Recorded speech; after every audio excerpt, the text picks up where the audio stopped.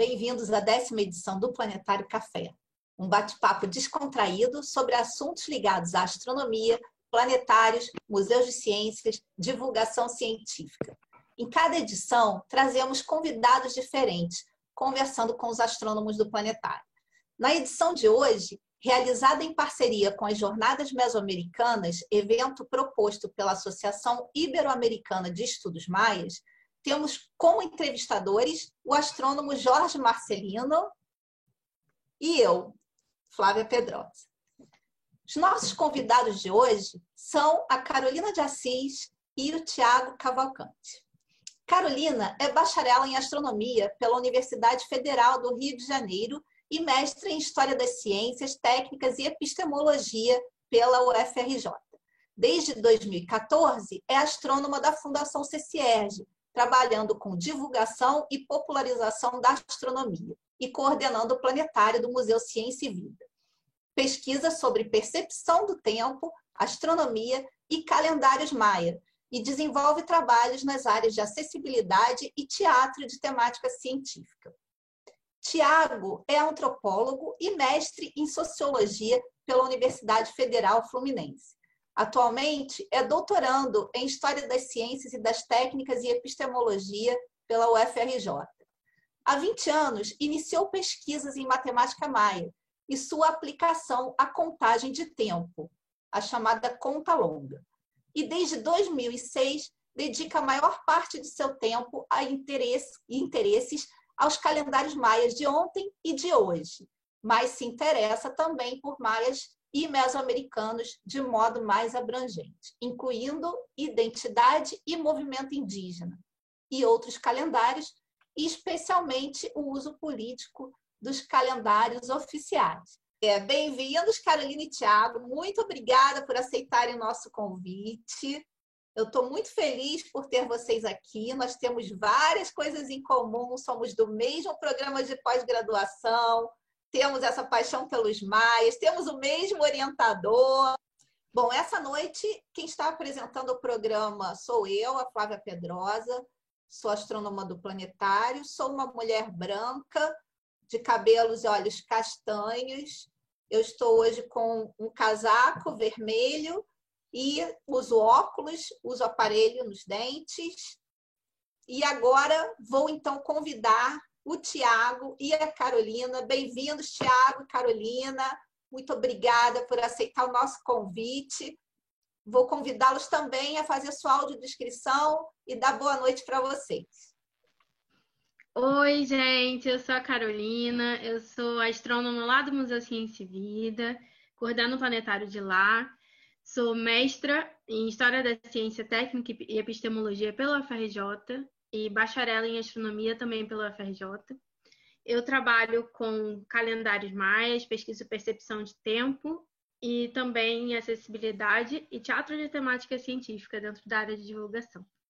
É um prazer enorme estar aqui, muito obrigada pelo convite. Eu sou uma mulher negra, de pele clara, baixa, estou usando um casaco bem interessante, né, azul escuro com estrelas. O fundo aqui da minha sala é um fundo de azulejos amarelo mostarda, mais ou menos. E eu estou muito feliz de estar aqui. Foi um prazer. Tiago! Boa noite, eu sou um homem branco, bem... agora não tão barbudo quanto costumo ser. Estou no meu quarto, assim, tem uns tons de lilás, violeta no fundo, e basicamente isso, assim.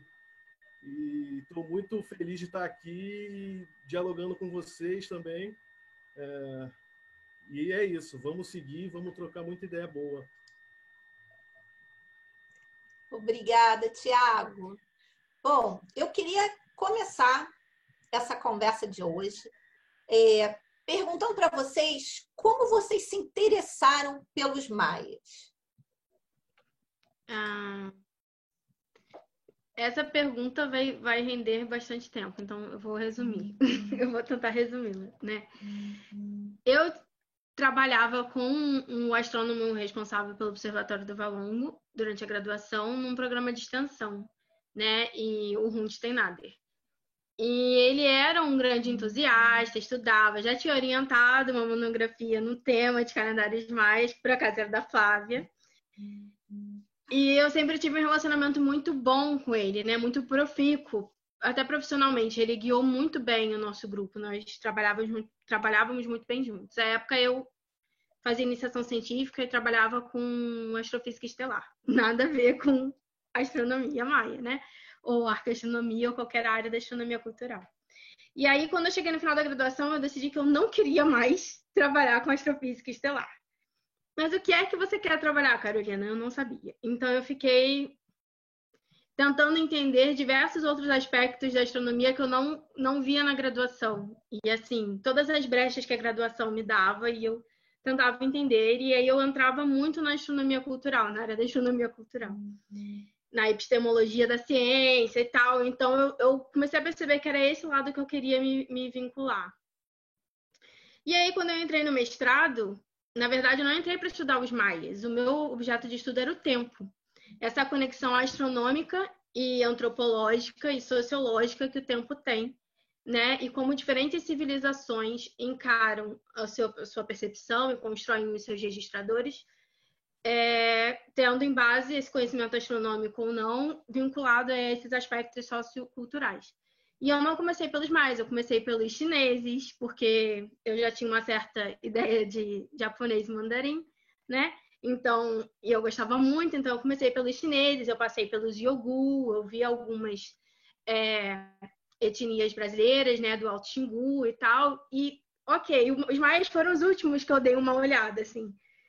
E a conexão que eles tinham com o tema me fascinou a tal forma que eu não conseguia sair deles. Eu comecei a pesquisar e aí me levava a outros campos e eu fui me aprofundando. Quando eu vi, eu não conseguia mais, assim. E óbvio que todo estudante de mestrado quer abraçar o mundo, né? Essa é a verdade. A gente quer abraçar o mundo com as pernas. A gente não quer fazer uma dissertação. Quantas vezes eu ouvi, Flávia, tem que fazer um recorte. A frase máxima do meu mestrado era: Carol, é um mestrado. Você não precisa fazer tudo isso. E aí eu queria, enfim, trabalhar com 5 civilizações, por exemplo, mas aí eu fiquei com os maias. E acho que foi aí que eu cheguei neles. A minha paixão neles foi secundária, apesar do meu professor lá na graduação, que virou meu orientador no mestrado, ter sido um ponto significante para eu gostar, né, de estudar essa área de pesquisa. Eu acabei chegando neles de uma forma mais tardiamente, me apaixonei e fiquei neles até o final, assim, até hoje, na verdade. Não é a minha principal área de pesquisa, né? Porque a minha pesquisa acadêmica não é a minha principal função. Ao contrário da maior parte dos astrônomos, quando a gente se forma na graduação, a nossa principal área de função é a pesquisa acadêmica de um astrônomo, né? Não é o meu caso, né? Eu sou divulgadora científica, eu sou responsável por um planetário, então não é a minha principal função. Mas é uma das pesquisas que eu ainda mantenho, mesmo não estando vinculada ao meu acadêmico, porque eu amo de paixão. Então foi assim que eu comecei a me interessar pelos maias e assim que chegamos até onde estamos hoje, porque, né, não estaria aqui se não fosse isso hoje. É isso. Muito bacana. Sabia que tinha o dedo do Rundstein aí nessa história. Claro. E você, Tiago, como é que você chegou nos maias? Então, acho que essa pergunta é muito difícil de responder para mim, né? Uma coisa que tem tudo a ver com a minha vida, né?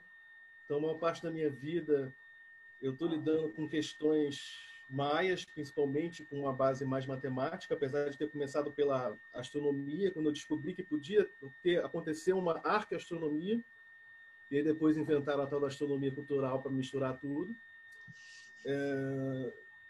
Gosto muito dessas coisas todas aí, mas o mais sentimental para mim de estar aqui conversando com vocês é também a minha relação com o planetário, né? Eu acho que porque na prática o que aconteceu foi que eu cheguei na biblioteca do planetário para procurar alguma coisa lá. Na época, um trabalho de escola, assim, né? Que a gente tinha que escolher um tema e desenvolver 3 aspectos diferentes. Eu gostava muito de astronomia e de culturas antigas, né? Em resumo. Então, eu cheguei nos maias desse jeito, lá para 2000, 2001, né? Ainda. E o planetário, para mim, foi um lugar que me acolheu para eu conseguir achar alguma coisa naquela época. E então eu me lembro de isso até muito interessante um livro que eu achei na biblioteca, que foi assim primeiro livro que eu peguei que estava falando um pouco mais de calendário mesoamericano, foi no Planetário. E aí ali estava falando de uma reunião de astrônomos. Eu não lembro mais direito como é que era a referência. A gente tem que buscar isso de novo. Saca? Acho que isso é importante. Até para ilustrar a própria importância e o potencial do planetário inserido não apenas na Gávea, mas no Rio de Janeiro, principalmente Grande Rio, né? Então, os próprios recursos do planetário, eles merecem ser melhor estudados, melhor utilizados, e a gente investir cada vez mais no planetário, né? Porque, de repente, se não fosse o planetário, eu não estava aqui agora, não estava um doutorado e tal. Então, acho que isso é importante, né?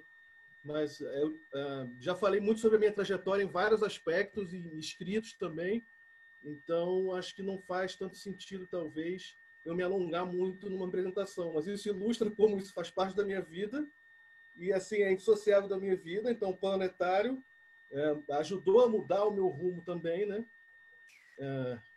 Enfim, comecei a aprender a matemática a partir da astronomia num site hospedado na Holanda, que muita gente conhece desde aquela época, enfim.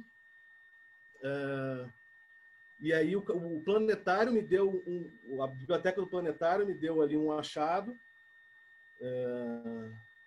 e eu fiz o trabalho da escola, que foi magnífico, e aí eu vi que eu podia, de repente, aprofundar nisso, mas eu só aprofundei para valer a partir de 2005, né? Então, essa época do planetário foi 2000, 2001. Eu acho que eu já frequentava uns cursos no planetário também antes disso. Eu achei muito bacana ouvir isso, Thiago, porque, de uma certa forma, esse seu relato tem a ver comigo, né? Porque eu sempre dava para a bibliotecária do planetário, ela sempre pedia para gente. Na época eu era estagiária ainda, eu nem era do quadro, né? E ela sempre pedia para a gente indicações de livros. E eu, claro, puxava a sardinha para o meu lado, né? Eu falava, olha, estou precisando desses livros aqui para o meu projeto de fim de curso. Aí eu, então me dá as referências que eu vou tentar comprar. E com isso a gente conseguiu fazer um bom acervo realmente no planetário, né? Dessas referências de etnoastronomia, arqueoastronomia. Então, é muito bacana ouvir isso de você. Que bom que contribuiu, né, também para os seus trabalhos acadêmicos. A precursora de tudo, não é mesmo, Flávia Pedrosa? Abridora de caminho. A monografia da Flávia é ótima. É uma coisa que não existia nada igual no Brasil. Foi uma coisa magnífica. Pode Inclusive, chamar de... Eu fui para a biblioteca do Valongo atrás também. Olha só. Eu vou passar, então, a palavra para o Jorge, que ele vai fazer uma perguntinha para vocês. Olá, muito obrigado. Primeiro, quero agradecer o convite, né, por participar de mais um Planetário Café. Acho que eu sou a figurinha mais carimbada desse Planetário Café. Mas antes eu vou me descrever, já que todo mundo se descreveu. Eu sou homem, branco, estatura mediana, 1,76 m, careca, mais fácil de falar, sem barba.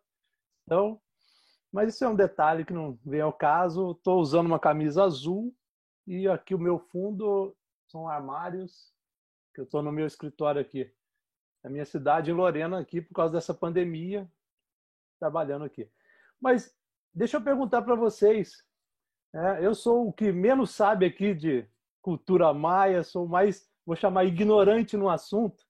Tá? Apesar de gostar muito, de estudar muito a Flávia, eu estou sempre conversando com a Flávia, ela está sempre me falando coisas novas sobre isso. A gente fez até um trabalho legal com outros, aí não era mais com os maias, mas com os uicuros, né? Que a gente gravou, fez várias coisas. E eu me interesso bastante, por isso que eu acho que eu fui um dos convidados para isso. Mas eu queria que vocês falassem um pouquinho o que são os maias, ou o povo maia, eu não sei aí como chamar isso. Então você explicasse para quem está assistindo aqui com a gente, quem são os maias?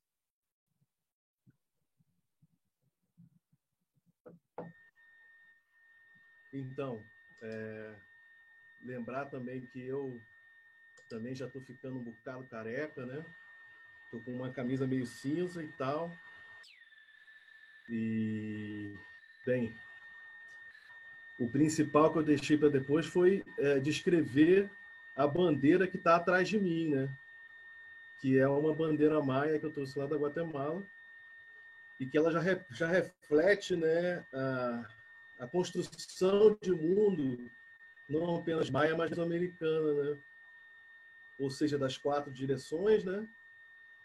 No caso dos maias, nessa bandeira especificamente, o branco é o norte, para vocês se situarem, e o sul é o amarelo. Então, não por acaso o amarelo está aparecendo mais, né? Meu próprio dia é um dia associado à direção do amarelo, né? Do sul. Bem, e essa bandeira, ela, enfim, eu não tenho nem por que ficar aprofundando nela, senão a gente vai tomar muito tempo, mas o importante é que ela representa a divisão do mundo em 4 partes e mais um centro que, para os mais contemporâneos, azul e verde, que é coração do céu e coração da terra, né? Então, além do branco e do amarelo, a gente tem o vermelho e o preto. O preto no oeste e o vermelho no leste, certo? Mas essas são associações que, como a Carol poderia dizer, a gente está fazendo também a partir dos nossos referenciais, né?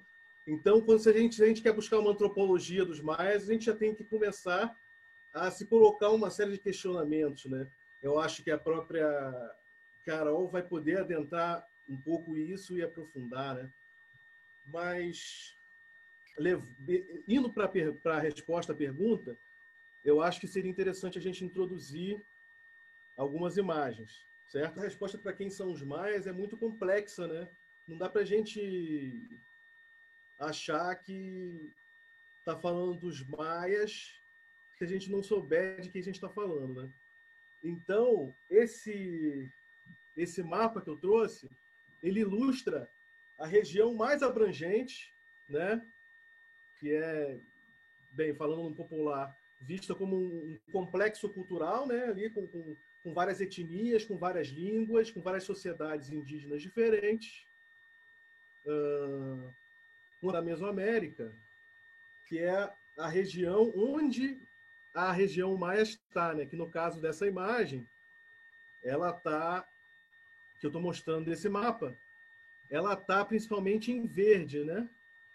Onde tem ali a Guatemala, Belize, Honduras, El Salvador e México, né? Então é nessa posição do mapa principalmente, né? E principalmente na parte mais sul do México e a Península do Yucatán, né? Que é bastante conhecida e que, enfim, se a gente parar para analisar, ela tem várias indicações ali, não tantas, né? De sítios arqueológicos relevantes, né, na história da Mesoamérica como um todo, e os que estão na parte verde são maias, né? Mas a gente vai ver que mesmo isso pode ser mais complexo. Então, bem, aqui a gente tem uma cronologia da Mesoamérica que é mais tradicional, né? Que a gente pode, inclusive, questionar de várias maneiras, mas que ela serve para pensar a região da Mesoamérica num paradigma da arqueologia mais tradicional, digamos assim, né?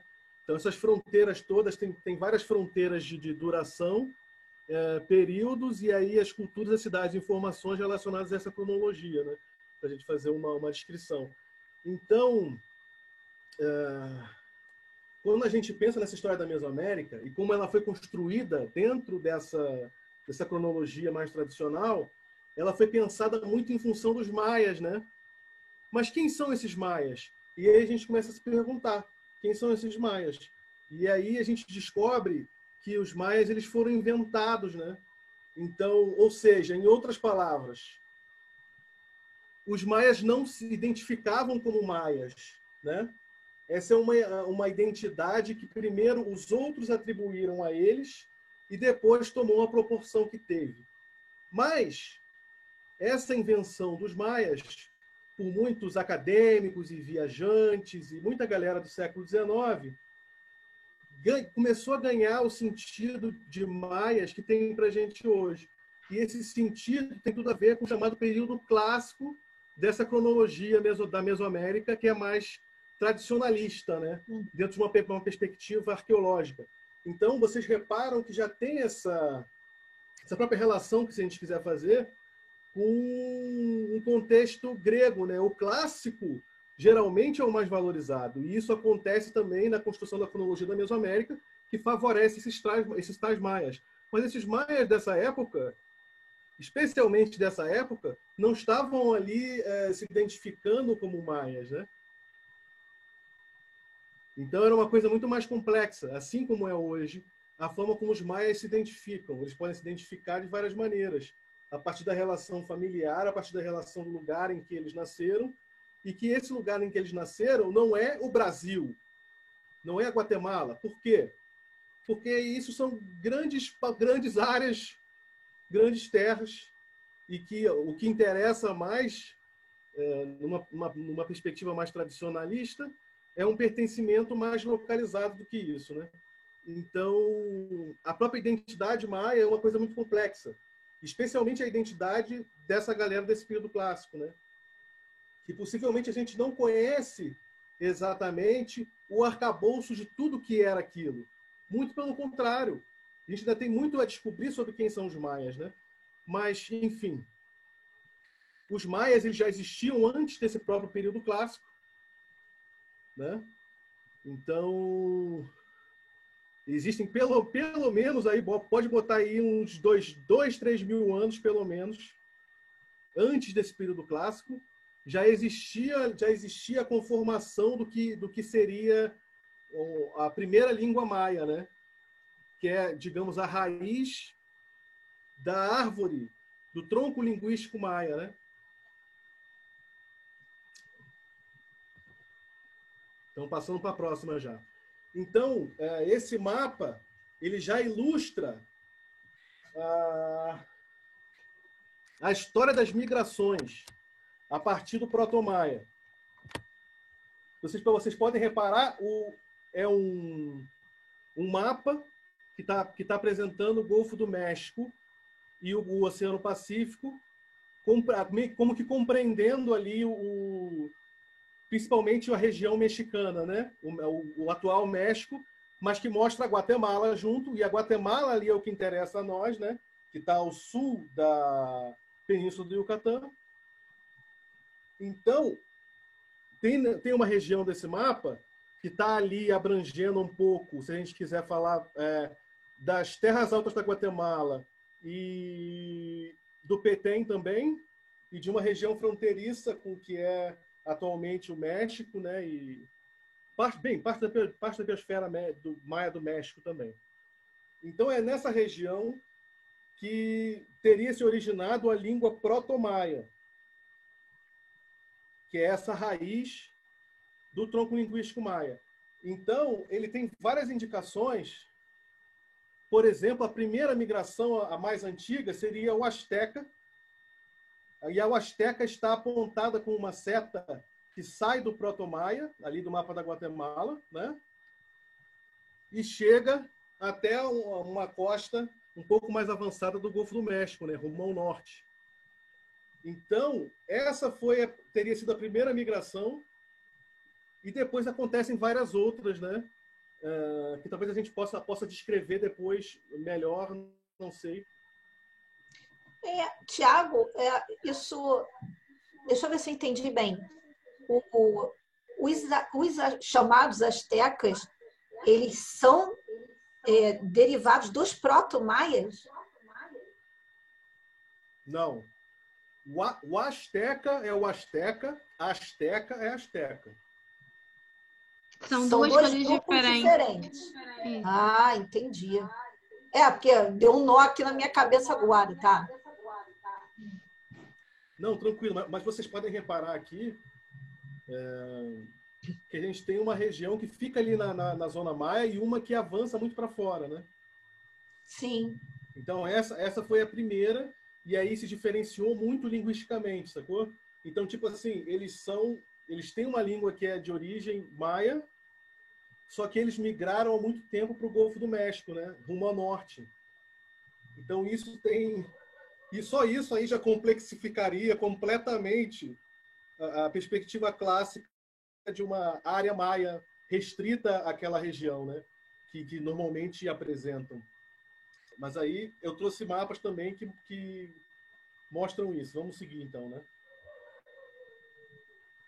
Bem, essa é a diversidade linguística, o mapa da diversidade linguística na Mesoamérica. Então, tem muitas cores diferentes, para mais de 20 grandes famílias linguísticas, né, a gente pode falar. E são várias cores diferentes, e a cor dos maias é o azul mais claro. E esse azul mais claro, ele está compreendendo boa parte ali da Guatemala, Belize, El Salvador, Honduras, e a parte mais sul e a Península do Yucatán, no México. Mas, ao mesmo tempo, subindo um pouco no mapa, subindo a costa do Golfo do México, a gente chega numa outra pequena região ali com a mesma cor, né?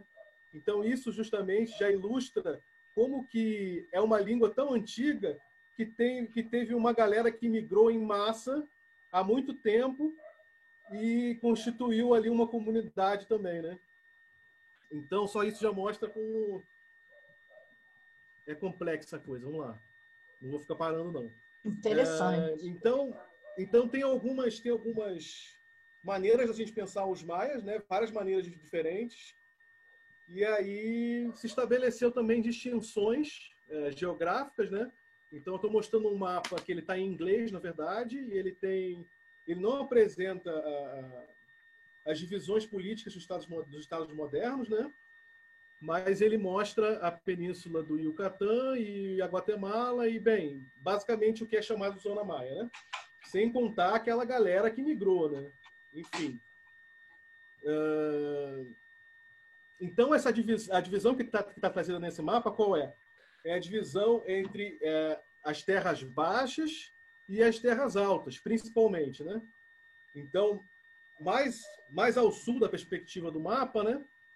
Estão as terras altas, e quando vai subindo, vai virando terras baixas, né? Subindo em direção à Península do Yucatán, né? Então, essa é uma maneira básica de se diferenciar os maias, né? Dentro dos estudos maias mais tradicionais. Obviamente que tem muita diversidade dentro de todas essas regiões, né? Então, eu estou falando disso, mas estou falando disso com uma perspectiva que a gente tem que ser mais crítico para utilizar tudo isso, né? Então, bem, eu vou passar mais rápido pelos mapas, com certeza. E aí, enfim, tem vários países, enfim, quem quiser pode pausar e ver melhor, né? Que é Guatemala, Belize, México e Honduras. Então, tá mostrando ali uma bolinha no mapa de cada país, um mapa bem simples. Tem uma bolinha é uma cidade moderna e um triângulozinho é um sítio antigo, né? Então, muitos desses mapas que eu estou apresentando, eles já estão seguindo essa mesma estrutura, né? Para que vocês saibam. Então, ainda é um mapa de El Salvador, no mesmo esquema. E aí chega numa parte importante, né? Que é o tronco linguístico maia em si, né? Então, eu insisti no tronco linguístico para chegar aí, né? Então, é importante a gente saber que tem 32 línguas maias vivas. E esse mapa ilustra um período que compreende, que situa o proto-maia, talvez até numa perspectiva conservadora, né? Pode ser mais antigo do que isso, que situa essa língua proto-maia 2000 anos antes da Era Comum, né? Então, a partir desse proto-maia, que está na parte esquerda da imagem, mais ao topo, a gente tem todo um tronco linguístico que ele vai se diversificando de tal maneira que, se eu parasse para descrevê-lo para vocês, seria uma coisa que demandaria muito tempo, absurdo. Então, isso é só para ilustrar a diversidade que existe quando a gente se pensa quem são os maias, né? A gente tem que considerar tudo isso, quer dizer, tem 32 línguas vivas hoje dos maias. Os maias não estão no passado, né? Os maias não estão no passado, os maias estão no presente, muito mais no presente. Inclusive, se a gente pensar em termos de identidade. Porque a galera que a gente gosta de chamar de maia não se identificava como maia. Mas hoje existe uma solidariedade identitária e uma nação imaginada, né? Pan-maia, que reúne toda essa galera, né? Porque a gente sabe que teve muito conflito entre eles também. Então a gente não pode romantizar os maias, tanto os maias daquela época, quanto os maias de 1000 anos antes e 1000 anos depois, porque a coisa é muito complexa. Então, mesmo a gente tem que considerar que essa identidade maia, antes de mais nada, ela foi, bem, primeiro imposta, né, pelo outro, e depois incorporada pelos maias contemporâneos. Então, acho que isso é importante, né? Esses maias, eles se apropriaram de uma identidade com direito linguístico. Eles estão afirmando um direito linguístico que está muito ancorado também, obviamente, em toda essa construção da arqueologia, da antropologia e da história em torno dessa coisa dos maias, né? Em torno dessa definição dos maias. Os maias viraram uma categoria que é uma categoria de alta cultura das Américas, que são os indígenas mais evoluídos de todos e tudo mais, né? E, bem, acho que a gente vai ter tempo para falar mais disso depois. Bem, de qualquer maneira, esse mapa que eu trouxe, na verdade, o tronco linguístico,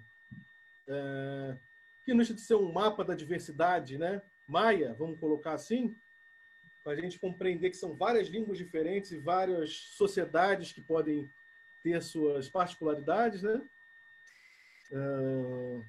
Além de estar listado tudo ali, as 34 línguas de que a gente tem conhecimento, as 34 línguas maias que resistiram, né? Que continuaram vivas nesse tempo todo, dessas 34, 2 é que não são faladas mais atualmente, pelo menos que se coloca assim na literatura dos estudos maias, né? Mas, de qualquer maneira, cabe observar, especialmente se a gente está buscando uma audiodescrição, que essas 34 línguas diferentes, elas estão organizadas à direita numa lista, cada uma numa linha, né? Cada uma numa linha. Então, apenas 2 dessas línguas já não se falam mais hoje, né? E muitas delas, a maioria, na verdade, das outras, falam, utilizam a língua de sinais maia, né? Que pode ter sido aí com certeza foi, né? Enfim, uma língua franca em que diversos maias, e não necessariamente só maias, né? Para a gente imaginar os maias, mas todas essas etnias que tem uma mãozinha do lado na imagem, né? Que está na lista, significa que utilizaram uma língua de sinais maia também. E só isso aí já seria um campo de pesquisa tremendo, que algumas pessoas já exploraram bem no exterior, né? Vamos ver se a gente consegue avançar um pouco nessa questão também dentro dos estudos maias, né? E a última coisa que eu gostaria de comentar sobre esse tronco linguístico maia aí, né? é que ele tem também um triângulozinho que compreende algumas dessas línguas que estão listadas, um triângulozinho com um verde ali, que indica, de fato, os grupos linguísticos que mais utilizaram, especialmente a escrita antiga maia, né? Ou seja, os hieróglifos, tudo aquilo, né? Então, só para vocês perceberem que essa escrita antiga dos maias, ela aparece nesses grupos linguísticos, né? Bem, esse é o último mapa, só para ilustrar bem rapidamente, que eu produzi em cima de uma lei na Guatemala, que é uma lei que estabelecia o ensino de todas essas línguas, né? Tem um mapa da Guatemala grande, com uma legenda, que traz todas as etnias maias da Guatemala, né? Todas as línguas maias da Guatemala. Então, esse mapa da Guatemala está dividido nos municípios, né? A nível municipal, ainda que a gente consiga perceber também as distinções ali entre os departamentos, né? Que seriam os nossos estados, mas a gente consegue ver mais fraco a linha, os limites municipais e as cores dentro desses limites municipais, né? Então, isso ilustra como a diversidade maia ela está muito viva hoje na Guatemala, né? Então, isso aqui foi uma lei criada pelo Estado na Guatemala para fomentar o ensino das línguas indígenas, né? Então, essa foi a definição que a lei deu no regulamento, né? Teve um regulamento para essa lei, para garantir o ensino das línguas indígenas, pelo menos a nível de lei, né? E aí eu produzi isso para mostrar e para reafirmar que os maias estão vivos, né? Muito bom você fazer essa explanação, porque a gente vê até hoje, em algumas fontes, que falam dos maias como se fossem povos do passado que não existissem hoje, né? Então, isso é muito importante que fique claro, né, para as pessoas. Carol, você quer complementar? Então, complementando a fala do Tiago, né? Que, assim, fazendo um resumo, ele tentou especificar bem como a gente não enxerga os maias como diversos povos, né? Diversas etnias que compõem isso que a gente chama de civilização maia, né? Mas é importantíssimo a gente prestar atenção nessa fala, nesse sentido, inclusive de fazer autocrítica da pesquisa, porque eu, por exemplo, trabalho com os maias do período pré-clássico, clássico, pós-clássico, né? Nessa definição bem europeia que ele mostrou ali no quadrinho. E as minhas fontes históricas, portanto, elas são muito antigas. E essas fontes tratam os maias com unidade. Entenderam? Então, por isso que daqui a pouco a gente vai falar de calendários maia. Ok, mas de qual dessas etnias é esse calendário, bebês? Não sabemos. Entendeu? Porque nós utilizamos com a fonte histórica que reunia todos esses grupos étnicos numa mesma bacia. Mas, por outro lado, por que a gente pode utilizar... Não pode, né? A gente usa. Mas por que a gente utiliza como unidade também certos aspectos? É por isso que eu chamo de calendários maia na minha dissertação, que é a nossa conversa ali, eu e o Thiago. Mas por que a gente pode utilizar? Porque existem alguns aspectos socioculturais que são comuns a grande parte dessas etnias. Por exemplo, o uso desses calendários. E aí é por isso que a gente unifica em certos campos de estudo, né, em recortes, a gente unifica essas diferentes etnias no mesmo grupo étnico. Que não é certo, mas a gente consegue por causa dessas especificidades. Então, se eu tivesse que traduzir para vocês quem são os maias, eu ia primeiro dizer, depende do contexto que você quer nomeá-los, estudá-los, descrevê-los, porque, infelizmente, os vieses existem, né? Então, se eu quero usar um contexto cultural bem antigo, né, do período clássico, eu não tenho como dissolver essas culturas no que a gente tem de informação. Até porque boa parte da informação que a gente tem é pouco oral, né? Não vem de uma tradição oral. Então, são daquelas línguas bem restritas que utilizavam os hieroglifos, né? E vem do entendimento do que está escrito naqueles hieroglifos representados por cruzamento de informações de diferentes fontes. Então, veja, o que a gente tem deles é a terceirização da terceirização da terceirização da informação.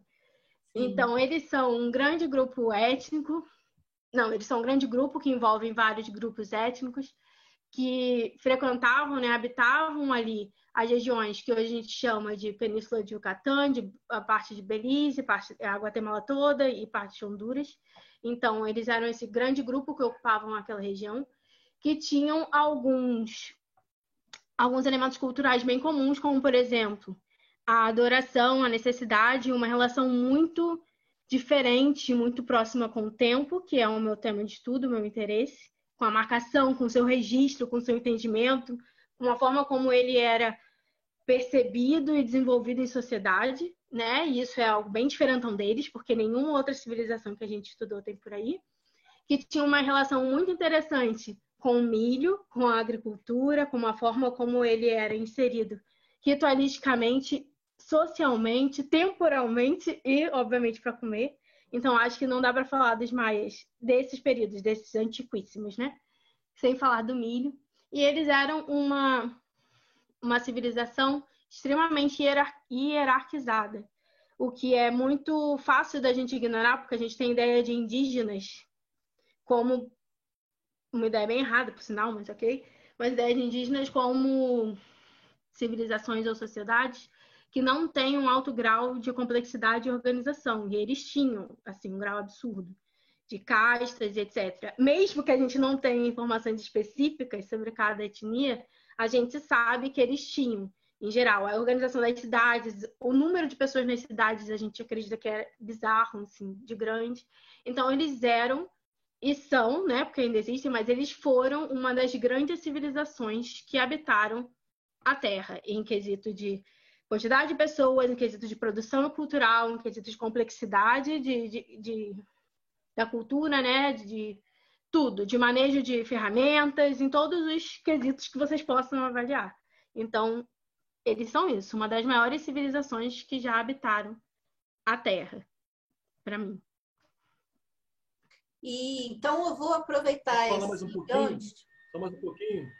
Fala, Thiago. Beleza. Só para destacar que a fala da Carol, para mim, está perfeita. Ela explora várias possibilidades do que eu falei antes aqui. E é importante destacar que, como ela falou, tem uma questão de traços culturais também nessa definição de Mesoamérica aí, né? Que é importante para nós. Na definição de Maia também.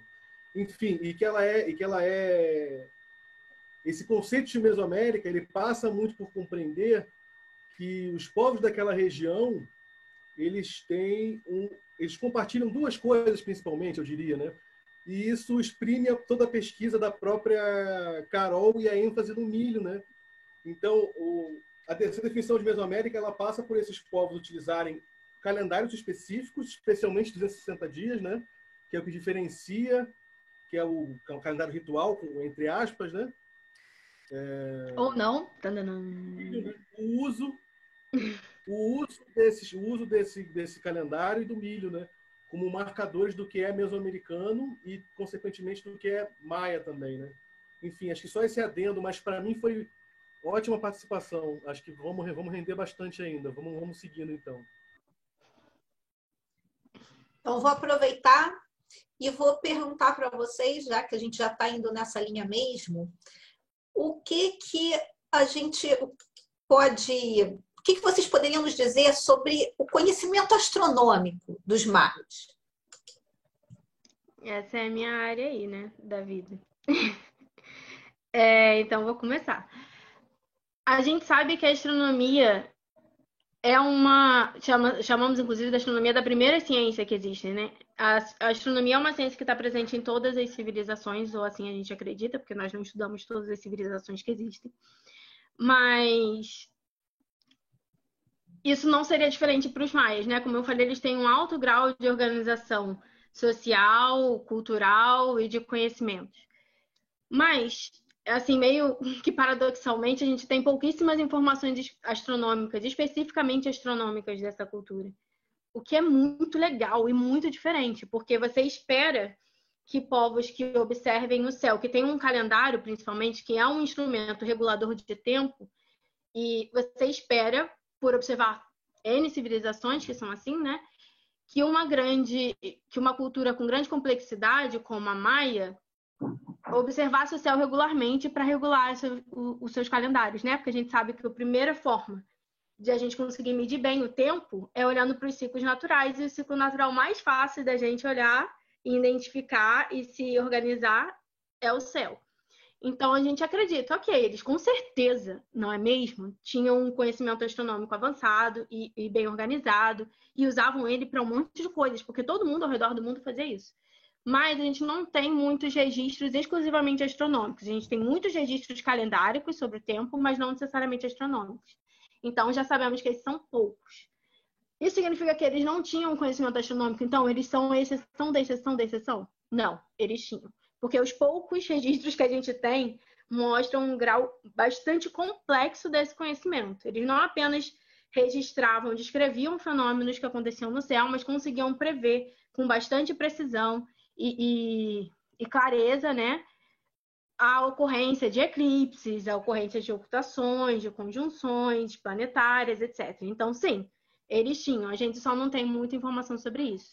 Então, o que a gente sabe, de fato, da astronomia maia é dos poucos registros que a gente conseguiu obter, ou porque sobreviveram à pilhagem espanhola, ou porque sobreviveram ao tempo, né? É uma coisa que também as pessoas comentam pouco. Eu percebi isso na época da minha dissertação na pesquisa.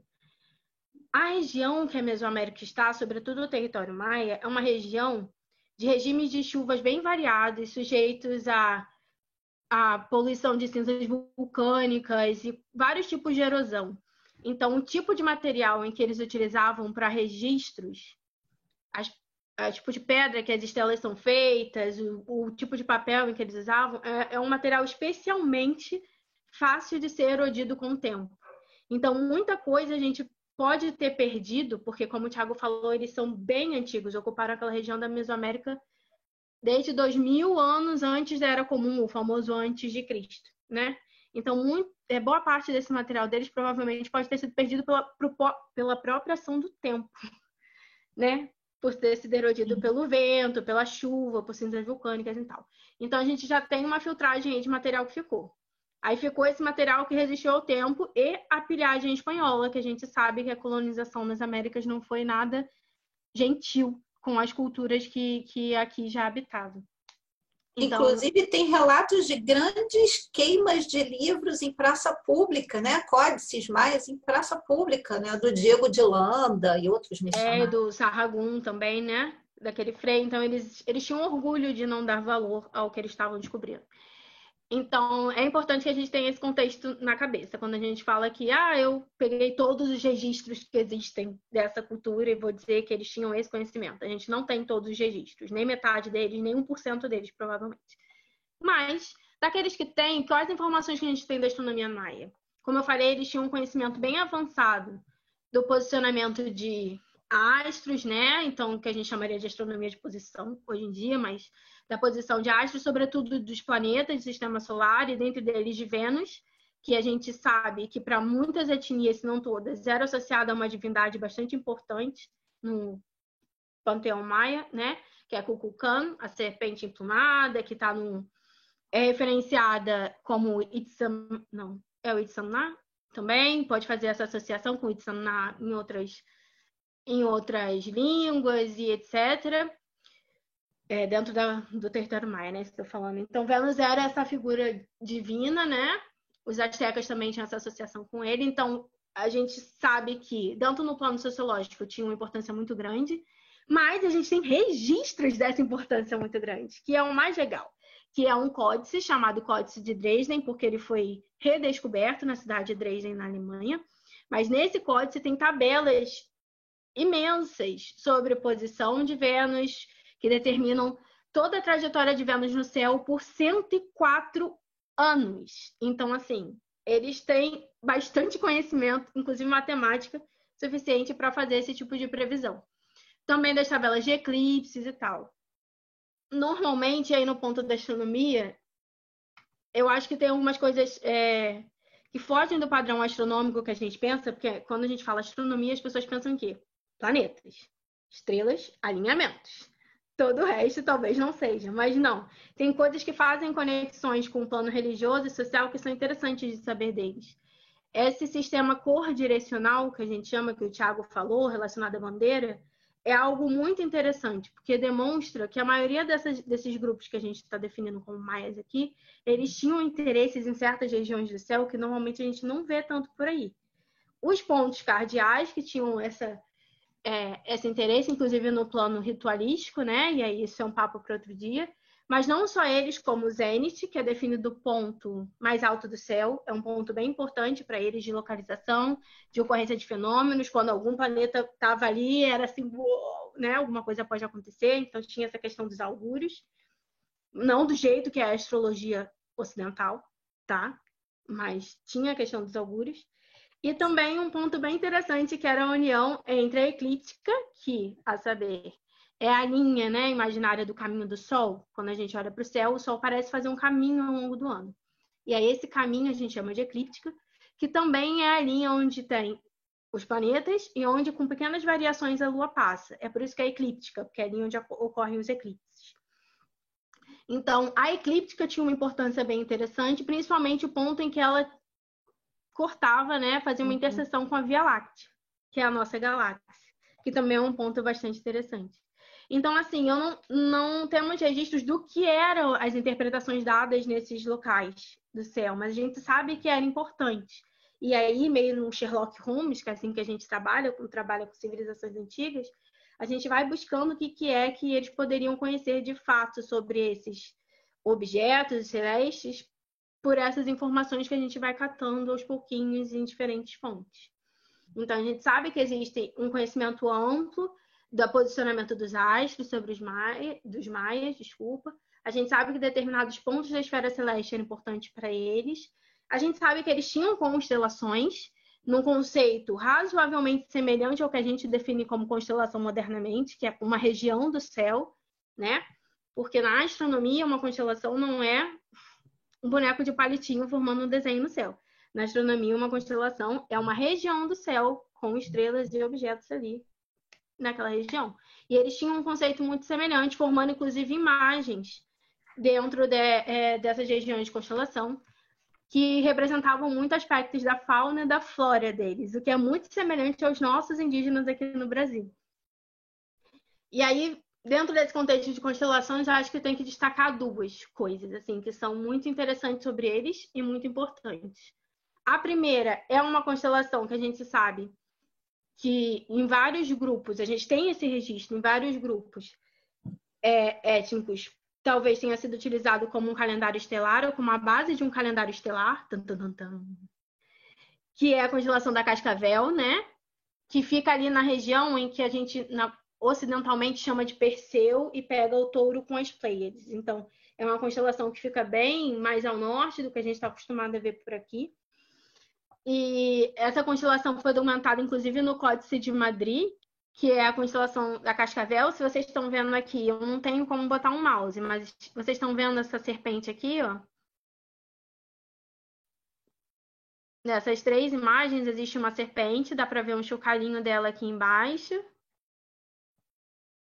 E vocês vejam que, olha que interessante, passando de uma página a outra do códice, essa serpente perde o chocalho dela e inverte de posição, né? A posição dela fica espelhada.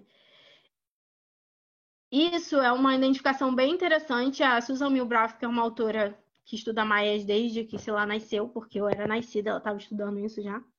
Não que eu seja velha, eu não sou velha, eu sou uma jovenzinha, mas faz bastante tempo.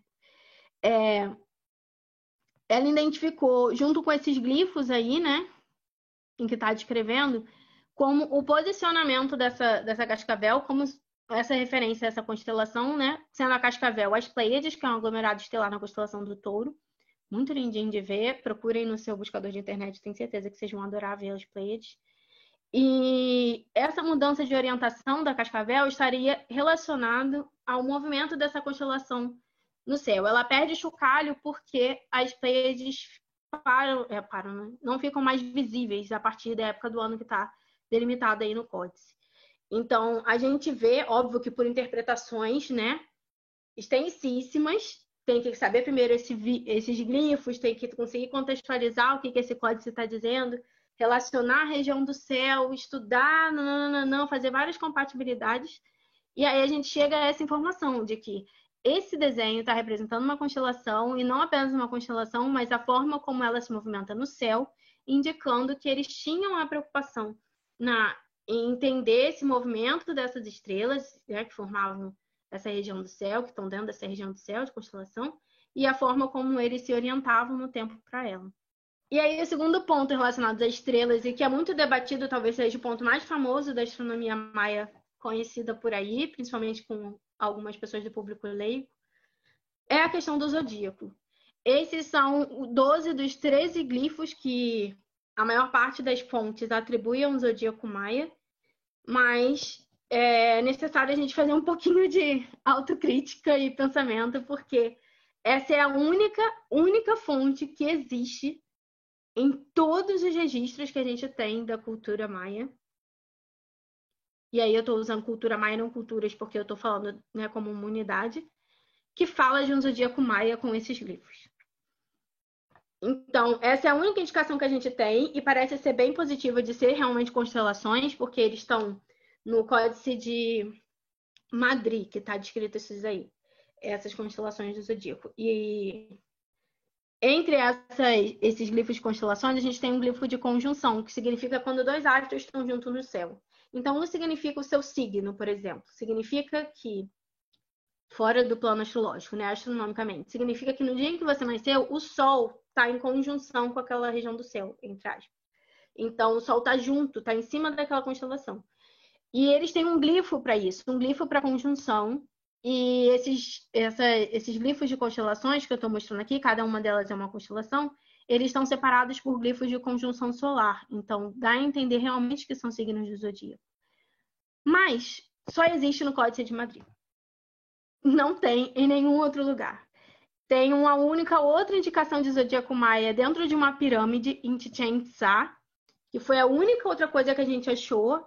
E eles não são os mesmos glifos que estão aí no Códice de Madrid que eu estou mostrando agora.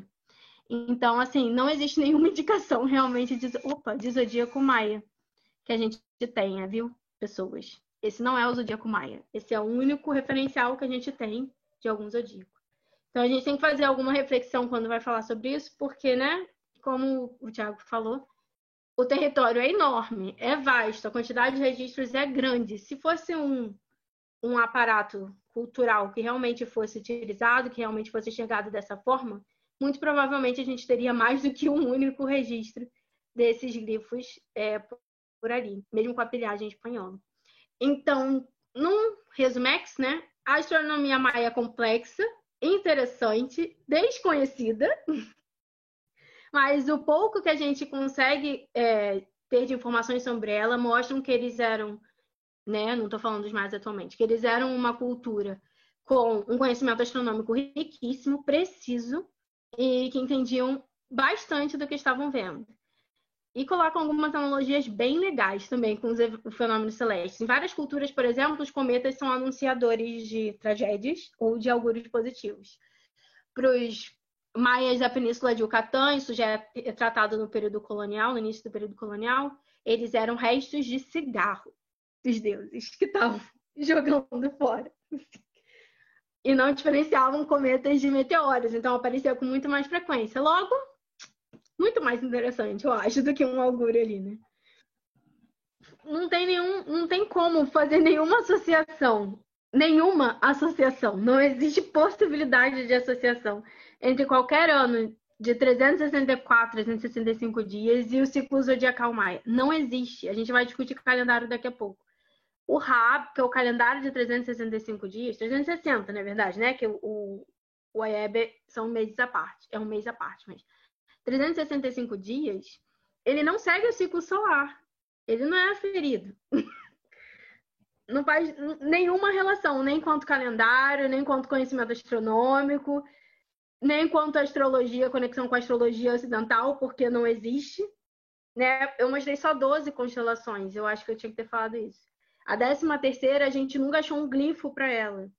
A gente sabe que tem alguma associação com algumas das personas de uma deusa lunar, né? A deusa lunar jovem, que é a Ixchel, para algumas culturas, para algumas etnias maias.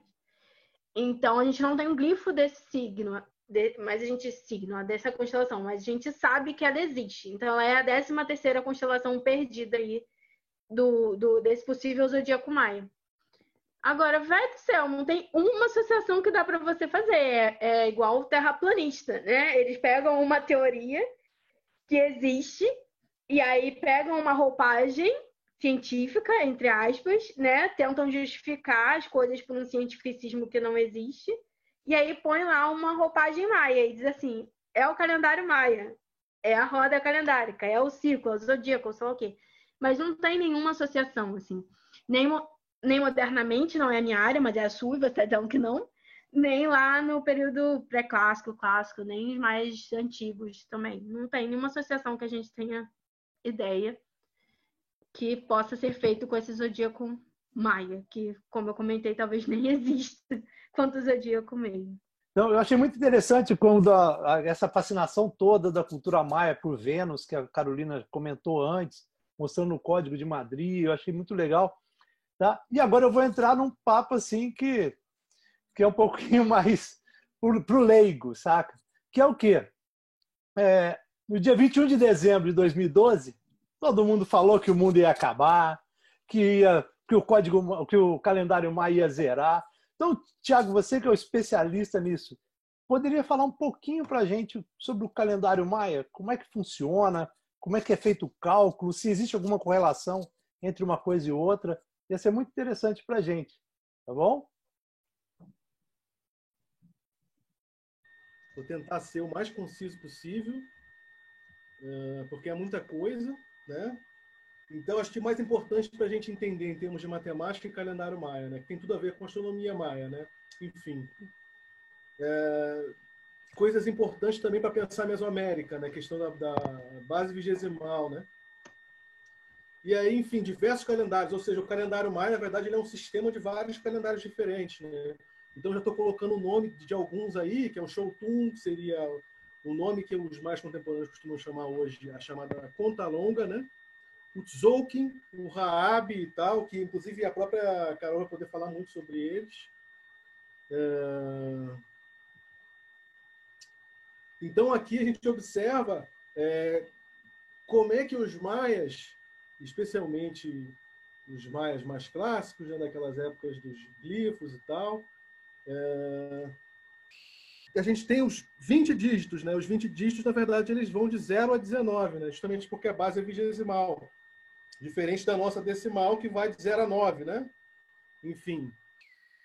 E aí tem os nomes em maia e yucateco, né? Relacionado a cada um dos 20 dígitos. Então, a gente tem a concha, que representa o 0. A gente tem um ponto, que representa uma unidade. Então, 1 ponto, 2 pontos, 3 pontos, 4 pontos. O 5, que é uma barra, né? Que a gente fala uma barra, simplesmente. Então, a gente tem o 6, é o quê? Um ponto e uma barra. 1 mais 5. Então, 7 é 2 mais 5, né? E aí por diante.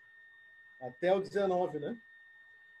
Sempre muito interessante observar. Aqui é basicamente como funciona para representar números maiores do que 19, né? Quando chega no 20, né? Então a gente tem aí ordens de conversão, né? Enfim, que também tem muito relação com matemática posicional, né? Pura matemática posicional. Enfim,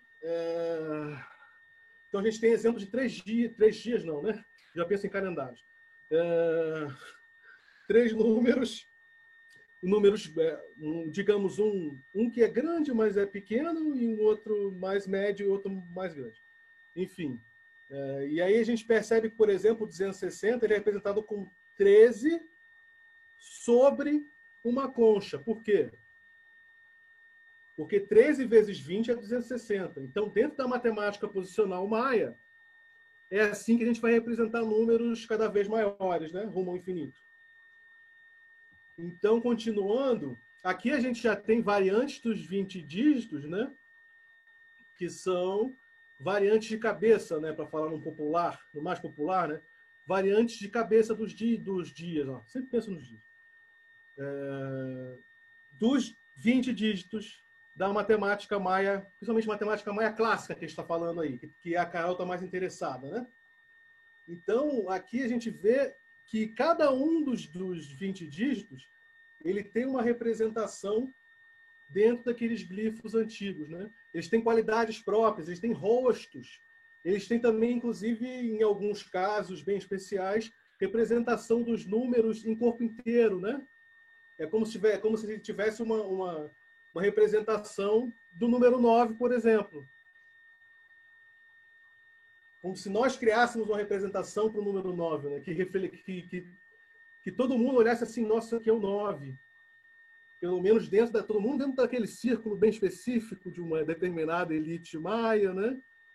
Então, a gente tem que pensar nisso tudo também, né? Enfim, então isso aqui é riquíssimo. Se eu ficar parado aqui, a gente não sai daqui mesmo, então eu vou prosseguir. Aqui a gente tem o reflexo disso numa aplicação calendárica, né? Ou seja, a gente tem dias aí de 0 a 19, e é particularmente de 0 a 19 com uma marca do Maia Clássico também, né? Então, o jeito do Maia Clássico utilizar o calendário, justamente porque isso remete à questão da conta longa, que a gente vai ver depois. E, bem, cada um desses glifos também é riquíssimo. Eu não tenho como descrever isso aqui se a gente não parar horas para gravar, então não vai acontecer. Mas é muito como a Carol falou, questões relacionadas, os símbolos e os nomes dos dias estão relacionados a questões de fauna e flora, principalmente, né? Então, esses glifos eles são os glifos do Tzolk'in, que a gente chama, e que é o calendário ritual, né? Por excelência, né? E que é o calendário mesoamericano, né? Porque ele tem a duração de 260 dias. Então, não existe, até onde a gente sabe, um calendário de 260 dias parecido com isso em outra parte, né?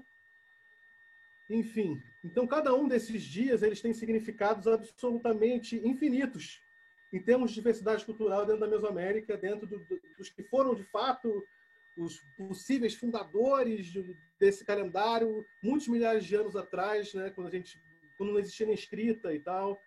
Então, é uma coisa muito complexa.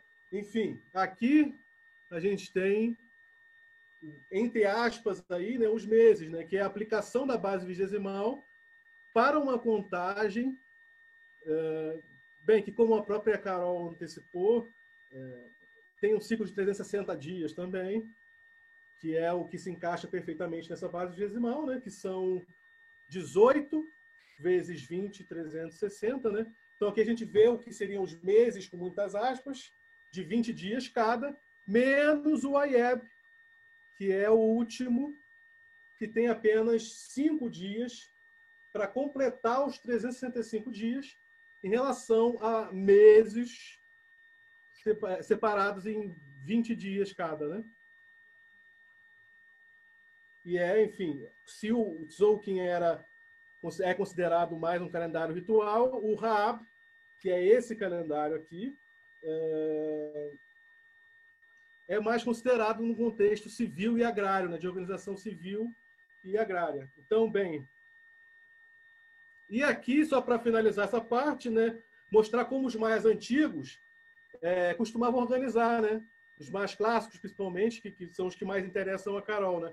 Então, a gente tem o que a gente chama de série inicial, que é ali a conta longa, principalmente a conta longa, o Tzolk'in e o Raab, né?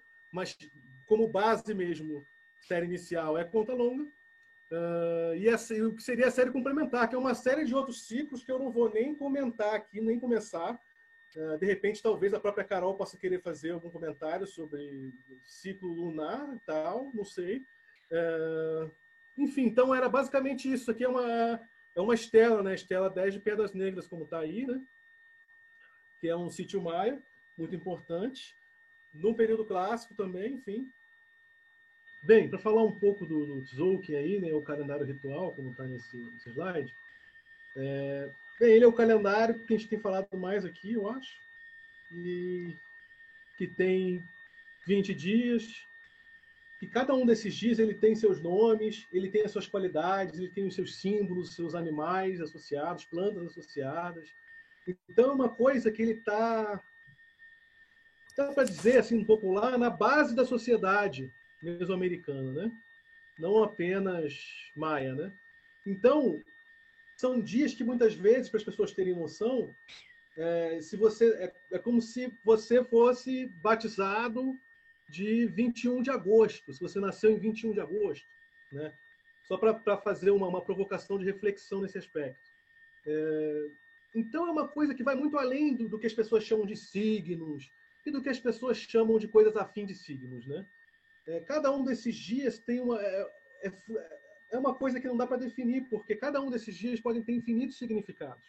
Acho que é muito isso, a gente acaba voltando no infinito, mas eu acho que para entender no popular a gente tem que fazer isso mesmo. Porque é uma coisa diversa, a diversidade cultural, ela se plasmou no calendário, né? Então, e vice-versa, né? Então, existe uma relação aí de retroalimentação entre o uso desse calendário e a própria cultura, num sentido mais amplo, né? E aí incluindo tudo, inclusive conhecimentos científicos. Então, por isso que alguns desses 20 dias, né, que são esses com maior significado dentro do calendário ritual, ainda que o ciclo de 13 também tenha muito significado, mas esse calendário de 260 dias, por quê? Porque ele combina dois ciclos, o de 13 e o de 20 dias. Então, por isso, tem 260 combinações possíveis, né? Então, por exemplo, a gente tem o dia mais associado a Vênus, né? Que é Lammat, que está aqui, não sei se vocês conseguem ver, mas talvez a Flávia possa marcar onde está o Lammat. Me diz onde está, que eu não reconheço os símbolos. Está perto. É esse que parece uma estrelinha. Está perto do seu mouse. Mas beleza. Qual? É um que parece uma estrelinha com 4 pontos em volta. Na parte superior. Olha para a sua parte superior direita da roda. Está próximo do topo. Esse. Então, Lammat, por exemplo, é associado em diferentes contextos, por exemplo, a semente, a Vênus e a estrela, né? Você pode ver que, assim, se você parar para ver esse glifozinho assim, mesmo para nós, né, que não somos da cultura maia, podemos olhar aquilo ali e, de repente, imaginar uma estrela. Enfim. E justamente aí está a relação também. Vênus, estrela, enfim. A gente já... vocês podem explorar essa relação muito melhor do que eu, né?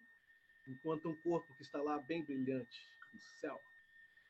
Mas, enfim, isso é só para ilustrar o significado de um dos 20 dias do Tzolk'in.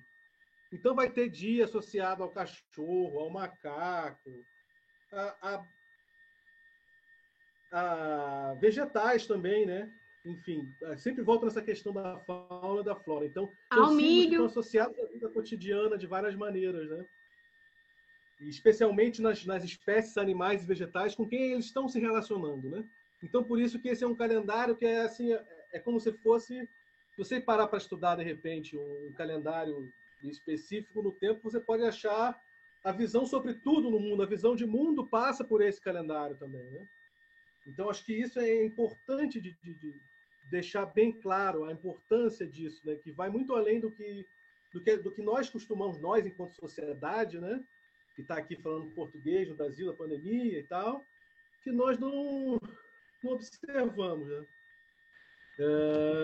O Raab é o calendário civil, como está aí, né? Mas que, como a Carol ressaltou, é agrário, né? Serve bastante para plantar e para colher.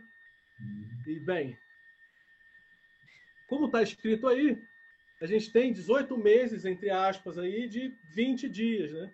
Que são, no caso dos maias clássicos, mas não necessariamente para todos os maias, esses 20 dias de cada mês são contados de 0 a 19, né? Que dá os tais dos 360 dias. Só aí, por que tem que ter esses 5 dias aí, né? Para aproximar, a gente acredita, né? Como a Carol falou, que é um calendário solar, certo? Para acompanhar a passagem dos anos. Então, esses 5 dias extras, eles entram com essa função. E eu gostaria de destacar uma questão importantíssima para costurar tudo que eu tenho falado aqui, né? Especialmente em relação à bandeira, porque a bandeira significa, como eu falei, uma divisão em 4 partes, né? Então, se vocês pararem para fazer uma conta básica, qual é a quarta parte de 20? É 5, né? Então, por aí já fica muito explicada também a importância disso tudo em contexto calendárico, né? Então, você precisa, digamos, de 4 Raabs para você chegar nos tais dos 20 dias, né? Para que esse 5 aí, que aparece como um resto, coincida com o ciclo de 20 dias, né? Então, acho que isso é importante de ressaltar em relação ao Raab, calendário civil. E cada um desses meses aí, eles têm diversas qualidades diferentes, né? Diversas divindades que podem estar associadas a cada um desses meses, em que se observa rituais, né? Então, não apenas no calendário ritual, você pode observar os rituais, né? Eles são observáveis em qualquer contexto, né? Eles não existe o calendário ritual, ou calendário agrícola, enfim. Acho que a gente tem que pensar um pouco mais abrangente em várias possibilidades e contagens de tempo local também da observação astronômica. A roda calendárica, Tzolk'in Raab. Bem, o Tzolk'in tem 260 dias. O Raab tem 365. Assim como eu falei agora há pouco, para você fazer o Raab coincidir com um ciclo de 20 dias, você precisa de 4 anos. Né? Então, para fazer o Tzolk'in coincidir com o Raab, você precisa multiplicar isso por 13. 4 vezes 13 dá 52, que é o ciclo de 52 anos, que é quando o Tzolk'in e o Raab coincidem. Por isso que a Carol falou agora há pouco, que a conta longa ajuda a gente a diferenciar, porque a gente não saberia. Se fosse uma data, por exemplo, um week e um dia do Wayeb. A gente poderia saber, até decifrar algum glifo e ver o que é aquilo ali, mas a gente não vai ter certeza sobre quando aquilo ali foi produzido ou a que data isso foi produzido, a não ser uma vez a cada 52 anos, né? Teoricamente. A gente teria que imaginar quando que aquela possível data ocorreu, no tempo pensado mais linearmente, né? Mas a gente tem que relativizar essa impressão de que os maias privilegiam uma coisa mais cíclica. A gente tem que pensar a conta longa como uma coisa que era mais restrita e que, por isso, também é que foi uma coisa que se perdeu mais fácil, diferente dos calendários do Tzolk'in e do Raab, né? Então, o Tzolk'in e o Raab, antes de existir a conta longa, que eu acho que é um pouco a ênfase dessa da Carol também, ela era utilizada como o mais próximo disso ali, mas não conseguia situar, não conseguia estabelecer um sistema linear infinito ali, né? De contagem de tempo, de posicionamento, de onde essas datas estão, de eu não me confundir se essa data está 52 anos para frente ou para trás, né? Então, acho que é um pouco por aí. Mas o que é mais importante, no sentido maia mais amplo e mesoamericano, é essa questão de existir um ciclo, um calendário de 260 dias, que a gente está chamando de Tzolk'in aqui, e um calendário de 365 dias, que é o Raab, né? E que esses dois, conjuntamente, eles criam 18.980 combinações diferentes, que são esse tal ciclo de 52 anos, que é a roda calendárica, né? Então, a gente olha que aqui tem uma roda maior, que aparece apenas bem na base, que aparece apenas uma pequena parte de uma roda muito maior, né? Essa é a roda do Raab. Ou seja, vocês podem perceber que tem um glifozinho que ele se repete quase todos os dias ali embaixo.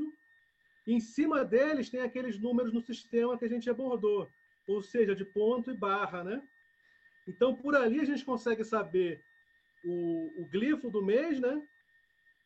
E consegue saber que dia ele está dentro desse mês, né? Então, aí partindo de cima para baixo, a gente tem o glifo, e aí está destacado o que seria o dia de hoje, no exemplo, né? Ali está marcado numa cor mais azul, violeta ali, não sei. Esse é o dia do Raab, né? E o que está acima disso, como uma roda menor e uma outra roda menor dentro dessa roda, são os dias do Tzolk'in, né? Então a gente tem o ciclo de 20, que é essa roda aí mais exterior, essa rodinha mais exterior, e ali dali dentro uma rodinha menor com os números ao modo maia antigo, né? De ponto e barra para representar os números de 1 a 13. Então, se a gente tem ali, qual que é o dia ali? O dia é Arral mesmo, né? Certo, Flávia? É Arral, é 4 Arral. Tá, é 4 Arral, 8 com Cu, beleza. Enfim, a data que está sendo marcada aí é uma data que remete ao 2012 também, que o Jorge comentou no começo, né, da pergunta. Porque essa é uma data digamos, de quando começou o tal do ciclo de 2012, né? É a data que estaria registrada dentro desse esquema para que facilita um pouco o entendimento, né? Essas rodas que a gente está mostrando aqui são um recurso didático para a gente. Não é maia, exatamente. Não é maia, né? Não é uma coisa da cultura maia. É um recurso didático só para a gente entender como esses calendários, né, se comunicam, né? Se interrelacionam, tá? Então, isso é importante a gente deixar claro. Uma outra coisa que eu acho interessante também a gente frisar é que a conta longa, ela é o número de dias transcorridos a partir de uma data fixa no passado, né? É como se fosse a nossa data juliana que a gente usa em astronomia, né? Tem uma data... O odômetro, né? A analogia do odômetro. Automóvel, né? Que vai contando, né? Vai passando os dias seguidamente, né? E aí todos esses calendários estão interrelacionados. Esses calendários aí que o Thiago mostrou são os 3 calendários principais que a gente encontra, né, na civilização maia. É aquela questão da unidade, é algo que a gente encontra como um todo dentro da civilização. E eu acho que são pontos interessantes de falar, porque as pessoas costumam perguntar muito, se esses calendários, eles atuavam ao mesmo tempo, né? Porque na história aí do universo, o que a gente tem? Tem um calendário novo aqui, então eu excluo o antigo e uso só esse novo. Não é o caso. Os maias, né? Eles utilizavam esses 3 calendários em conjunto. E isso é bastante interessante, porque cada um, então, que o Thiago falou um pouquinho, tem a sua própria função.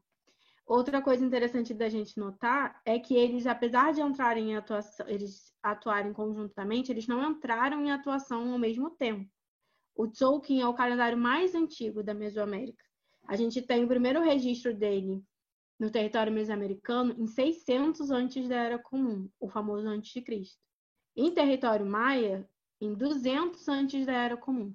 Então, é um calendário que a gente já assume que ele era utilizado, mesmo que na sua estrutura rudimentar, em civilizações anteriores à maia, né?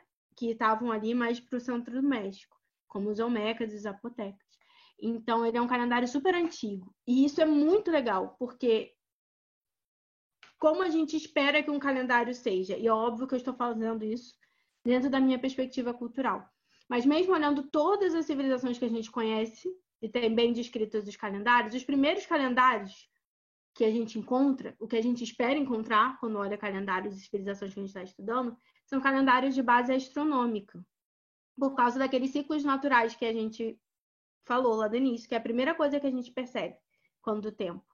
E o primeiro calendário mesoamericano, e esse Tzolk'in, né, que entrou em atuação primeiro que os outros, ele tem esse ciclo diferentão de 260 dias, que, como o Thiago falou, não é ciclo de nada. Não tem nada no céu que seja 260 dias certinho. Né? Então, várias teorias surgiram para... Qual é a base, então? Por que um calendário com essa duração, gente? Que inspirou alguém que era importante o suficiente para que alguém faça um calendário para regular todo o seu tempo em função dessa coisa, e essa coisa não é nenhum ciclo natural aparente. Então, a origem desse calendário, o que fez ele surgir, o que é que ele media, a gente não sabe ainda. Não conseguimos. Os mayanistas têm um esforço danado para tentar achar essa origem, né? Então, é algo que a gente ainda está procurando. Algumas teorias surgiram tentando relacionar esse ciclo a ciclos astronômicos, mas é sempre uma aproximação bem grosseira.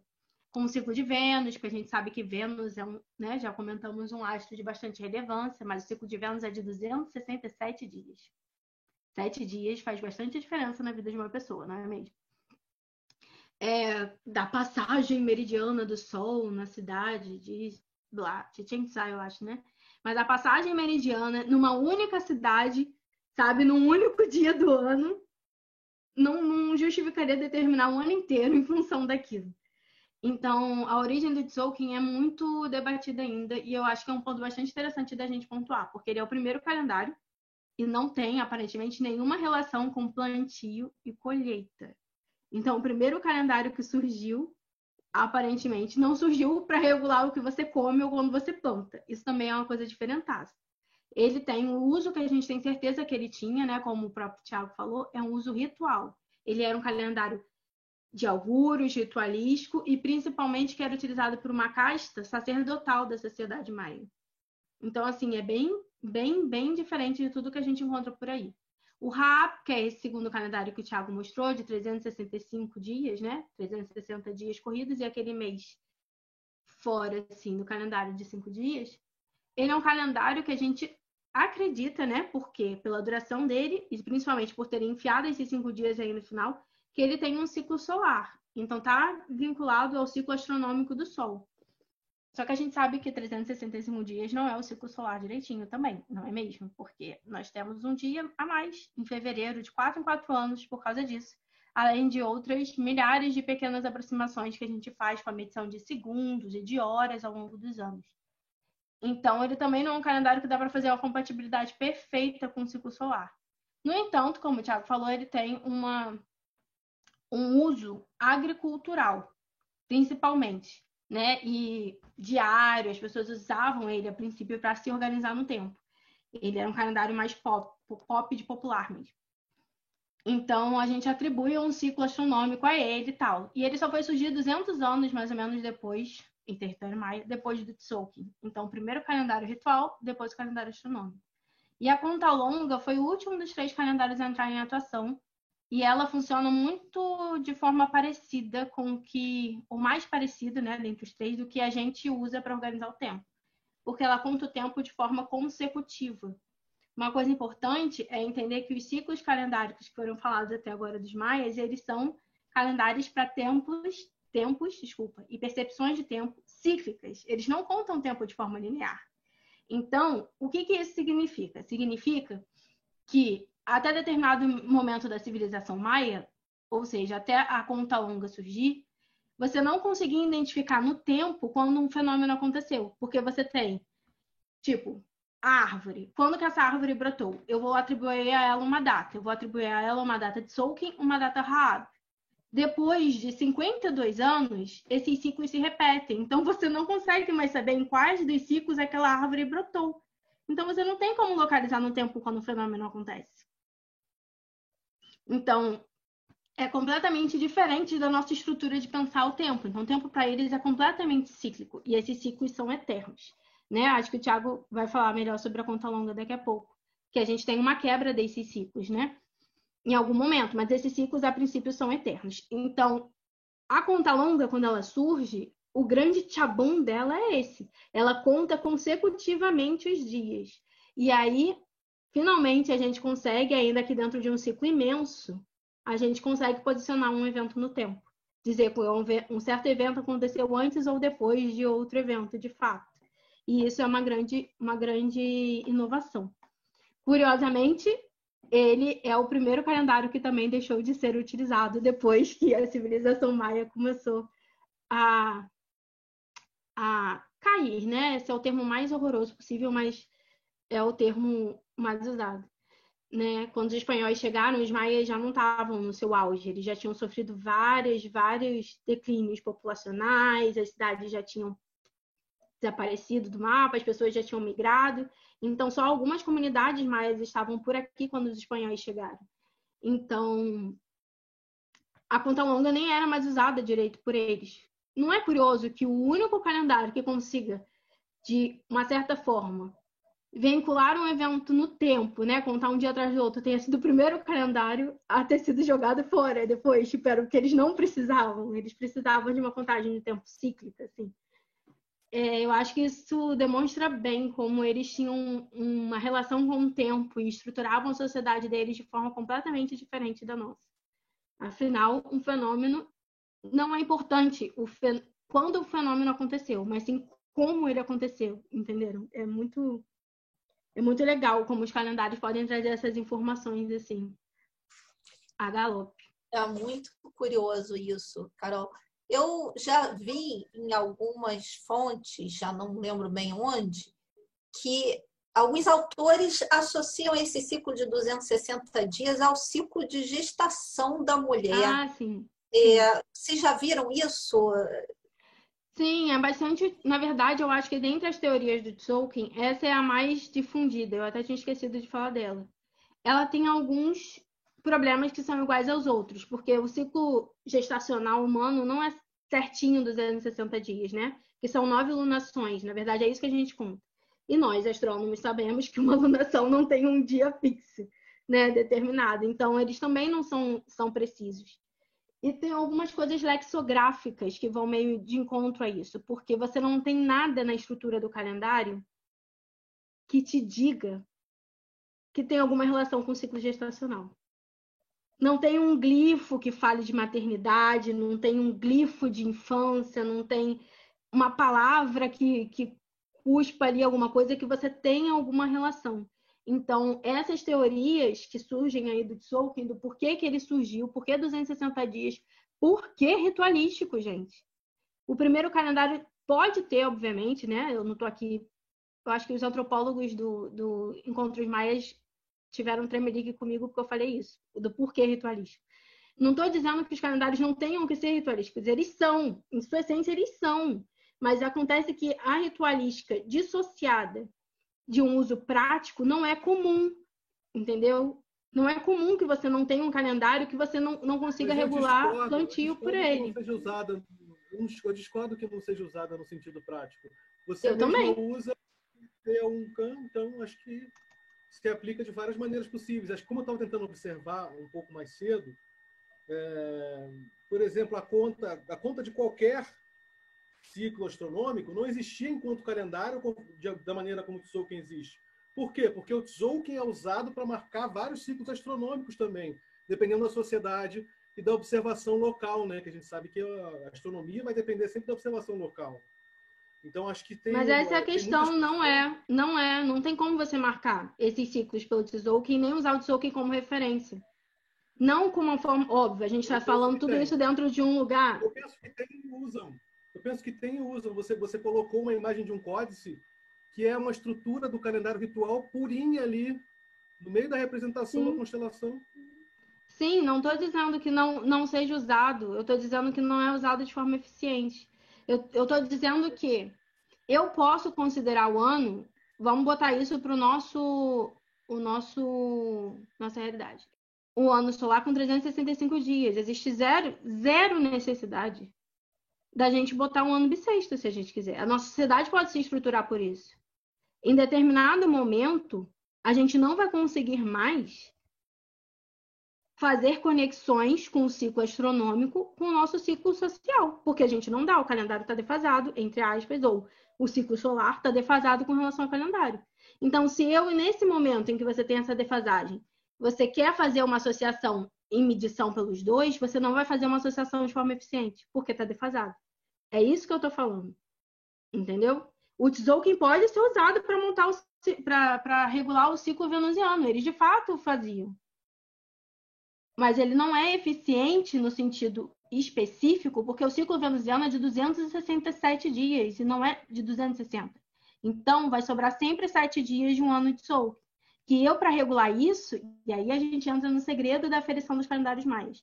Para regular isso, eu preciso de ciclos maiores de Tzolk'in envolvido com outros ciclos, que no conjunto vão dar uma regularidade da sua marcação. Mas isso a longuíssimo prazo.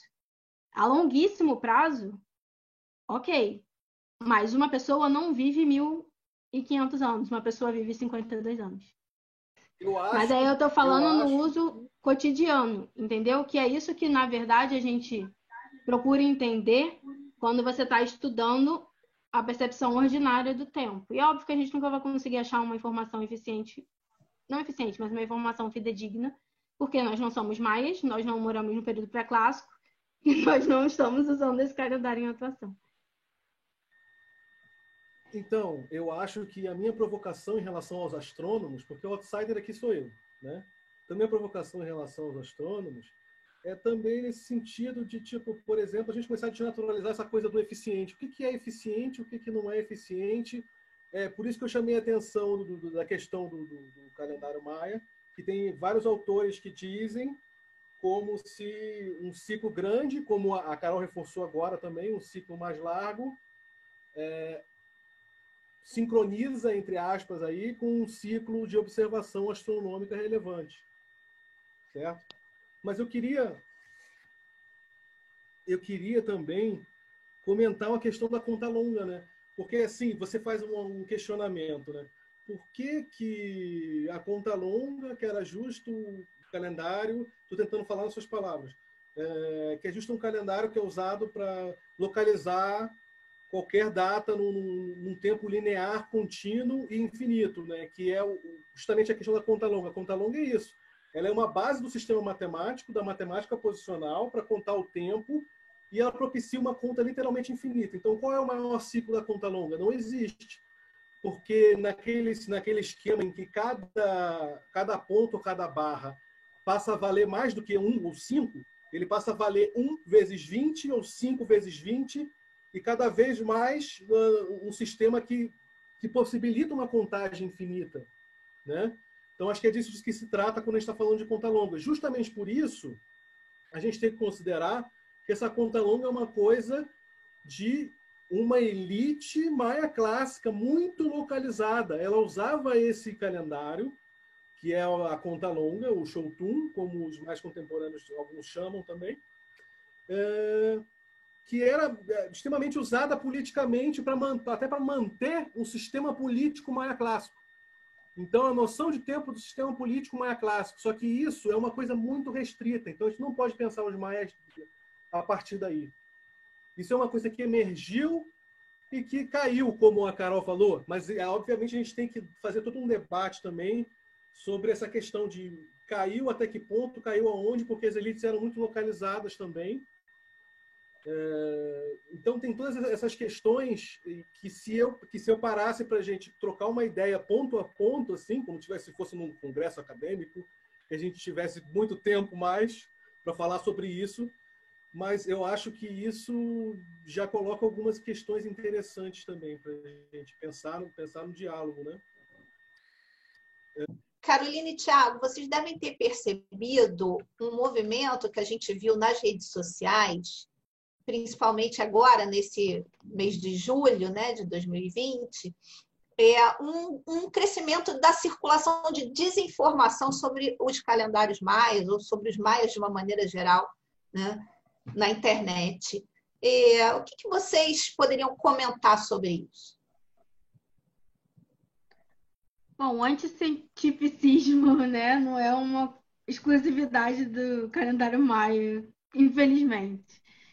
Mas, na realidade, eu sou uma pessoa muito sortuda dentro dos estudos de calendários maias e cultura maia em geral, porque eu estudo eles bem antigamente, então eu não tenho muito contato com essas novas versões loucas que aparecem por aí. Acho que o Thiago sofre muito mais do que isso.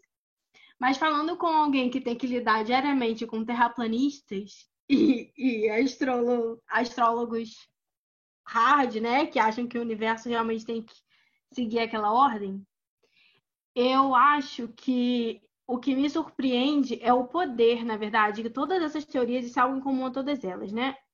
A astrologia, nem tanto, vou dar essa mão à palmatória à astrologia, porque é uma coisa muito mais antiga, né? E aí o desenvolvimento está muito mais intrínseco na forma como se relaciona com o místico e tal. Mas ok. O que tem em comum, por exemplo, com o terraplanismo e com esses calendários New Age e Maia, essas coisas que pipocam relacionadas à cultura maia em geral, hoje em dia, é o fato de utilizarem ou tentarem imitar, né? Eu ia falar mimetizar, mas mimetizar é tão elitista, né? Mas imitar as estruturas de um raciocínio, de uma teoria ou de um conceito, colocar o que você entende, né, como máscara naquilo, e se utilizar de argumentos falsamente lógicos para conseguir desenvolver aquela teoria e vendê-la. Você vê que o negócio é muito mercadológico, né? Também. Então, o que eu tenho a dizer é, se você tem acesso a alguma informação de cunho cultural sobre alguma cultura que não é sua, então você procure fontes certas para verificar se aquela informação é pertinente, porque não é sua cultura. A sua lógica de pensamento não é a lógica de pensamento de outras culturas. A forma como você organiza a sua vida não é a mesma que outras culturas. Então, na dúvida, procure um especialista. E o especialista, em geral, com exceção daqui, não está fazendo um vídeo sem nenhuma referência no YouTube, onde você não consegue achar nem o nome da pessoa e onde ela estudou sobre isso e quanto tempo ela tem de estudo sobre aquilo. Então, sempre que uma informação dessa chegar, tenta validar ela, ou seja, procure em outros lugares, cata se tem alguém que tem estudado isso durante muito tempo que esteja corroborando com isso. Porque, assim, você não pergunta para um engenheiro, você não chega para o engenheiro e fala, o engenheiro fala, esse prédio vai cair. Você não vira para ele e fala, não, não vai cair, porque na minha lógica de pensamento isso não cai. Você não faz isso, né? Então não faça isso com qualquer elemento cultural que é estudado por essas pessoas que estudam isso em longuíssimos anos, com suor, lágrimas e dedicação. Então, eu acho que a parte técnica mesmo do porquê que tá errado e tal, e eu falo errado mesmo, porque, gente, não tem como dialogar com isso de outra forma. Eu acho que o Thiago pode desenvolver melhor, mas a minha dica para você que está nos assistindo, que enfrenta qualquer coisa dessas, que encontra isso no seu caminho, é pesquise sobre. Você não achou interessante? Então vai atrás para descobrir se aquilo realmente funciona do jeito com que você encontrou. Tá bom? Perfeito, Carol. Tiago, sua vez. Bem, assim, são muitas coisas, eu vou ser bem sucinto, vou tentar. Acho que assim como, para costurar um pouco, acho que assim como o planetário foi importante para mim no comecinho ali, 2000, 2001, como eu disse, eu peguei um pouco da base da matemática, da aplicação na conta longa, mas foi um pouco isso. E aí, em 2005, eu retornei para valer. Eu falei, não, eu fui curtir a vida um pouco, né? Enfim, adolescente. Quando eu voltei um pouco mais interessado naquilo, em 2005, eu comecei a pesquisar direto na internet. E tudo que eu pesquisava de calendário maia caía, em português, né? Caía nesse tal de calendário da paz. Depois mudou o nome de Cinquentário da Paz. Fato é que ele foi, como a Carol falou, ele foi vendido como se fosse um calendário maia, né? Então, acho que fica o alerta aí para quem costuma ver esse tipo de coisa, porque o senso comum brasileiro do que é maia e do que é calendário maia, infelizmente, é totalmente influenciado por esse calendário New Age. E ele é New Age no sentido também de poder transformar algumas coisas em commodities para consumo espiritual também, né? Enfim, a gente sabe que a espiritualidade New Age é uma coisa que pode abranger uma série de outras coisas e muitas vezes o nível analógico mais básico ali pode justificar isso tudo, né? Enfim, essas relações todas que se faz, né, de maneira mais acrítica, né? Então, eu acho que isso é uma questão que atrapalha muito, e isso é reflexo para mim, né, do afastamento do brasileiro, por exemplo, dos brasileiros em relação às culturas indígenas, né? Então, houve também um apagamento, um distanciamento muito forte disso em comparação com o resto da América Latina, né? Especialmente da zona maia. E assim como os maias são, enfim, esse auge todo do período clássico aí, é justamente o que mais interessa a esse pessoal New Age, né? E eles se apropriam das estruturas desses calendários que eu falei e eles mudam a ordem dos dias. Então, se for pensar um pouco mais analogicamente, a gente poderia pensar, é como se eu falasse para vocês que hoje é o dia 20 de janeiro e continuasse chamando isso de calendário gregoriano. né? Então, eles mudaram as ordens dos dias, eles estabeleceram mecanismos diferenciados, né, em relação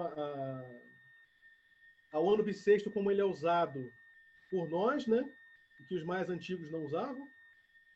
Então, e ao mesmo tempo serviu como algo que projetou as figuras dos grandes líderes espirituais, podemos dizer assim, que se apropriaram das estruturas do calendário maia para criar esse calendário, né? Então a coisa acabou tendo algumas repercussões de maior envolvimento, né? Mais parecido até talvez com uma seita em alguns contextos. Então, e ao mesmo tempo isso é cotidianamente associado aos maias, né? No senso comum brasileiro, dá para dizer. Então acho que o problema ele passa muito por aí para a gente começar a se conscientizar do nosso distanciamento é tão grande em relação aos povos indígenas em geral, que nem os maias, que muita gente já chamou de gregos da América, romanos da América, para mostrar a sua grandeza. Então, nem desses indígenas que foram tão grandes e todo mundo fala, e se você percebeu o discurso da Carol, isso passa por todo momento, e a gente precisa também passar para reavaliar tudo isso de uma maneira mais ampla até do que os maias, né? Enfim. Bom, pessoal, nós chegamos ao final dessa 10ª edição do Planetário Café. Queria agradecer demais ao Tiago e à Carolina por estarem aqui com a gente. Nós estamos na 10ª edição, quer dizer, nós começamos esse projeto, né, do Planetário Café no início da pandemia, ainda meio sem jeito, meio sem saber se ia dar certo ou não, mas estamos muito felizes e queremos agradecer muito a vocês que estão nos acompanhando nesses 10 episódios aí do Planetário Café. E eu queria também deixar aqui um pedido para vocês, para nos acompanharem aqui nas nossas redes sociais, no YouTube, no Instagram, no Facebook. Queria passar a palavra agora para vocês, Carol, Tiago, Jorge, se despedirem do nosso pessoal aqui. Bem, acho que é isso. Acho que a gente pode trocar uma ideia também no chat, né, Carol? E vamos seguir nessa conversa, que essa conversa rende muito. Bom, eu agradeço o convite. Muito obrigada. Estou à disposição aí. Vou estar aqui no chat para responder perguntas de vocês. Espero saber responder a maioria delas, pelo menos. Né? E qualquer coisa, me procurem lá no museu. Eu estou sempre à disposição. Visitem o Planetário da Gávea quando esse caos acabar, né? O Planetário do Rio. E visitem o Planetário do Museu Ciência e Vida também, para me conhecer lá, conhecer minhas bolsistas de trabalho. E a gente está sempre por aí para espalhar um pouquinho da sementinha da astronomia, né? Então, foi um prazer. Muito obrigada. Nós é que agradecemos. A Carolina faz um trabalho muito bacana lá no Museu Ciência e Vida, com teatro. E acho que a gente vai ter que fazer aí umas conexões aí do Museu Ciência e Vida com o Planetário, trazer essas produções que vocês já fizeram lá para o Planetário também. Vai ser maravilhoso. Eu com teatro também. E Tiago também quer falar um pouco sobre as jornadas americanas? Então, a proposta das jornadas mesoamericanas é a criação de vários eventos pontuais. A própria Carol já deu uma palestra lá no Fundão, na FRJ, e foi super maneiro, assim, né? Acho que a gente curtiu bastante, pelo menos. E a ideia é isso, retomar isso também agora nessa pandemia e seguir com isso mais para frente, no pós-pandemia também, né? Além do nosso evento principal. Enfim, a gente criou uma associação científica e tal, de estudos maias, e a gente está nessa batalha aí também mais institucional, né? Porque tem coisas que chegam até o Congresso Nacional e a gente sabe, relacionadas a essas coisas todas também, né? Enfim, então é uma questão que tem muitas dimensões políticas que não dá para abordar aqui, enfim, a gente pode trocar ideia. Beleza? Então agradeço muito a todos. Muito obrigada, Tiago. Jorge, quer se despedir? Não, queria só agradecer a presença dos dois aí que vieram aí para engrandecer cada vez mais o nosso programa, né, o Planetário Café. E espero falar sobre esse assunto várias e várias vezes, que é um assunto muito interessante. Eu gosto muito, particularmente eu gosto muito, apesar de não ter nem um décimo do conhecimento que vocês têm. Tá bom? Muito obrigado. E Flávia, pode encerrar à vontade. Muito obrigada a todos e até o próximo.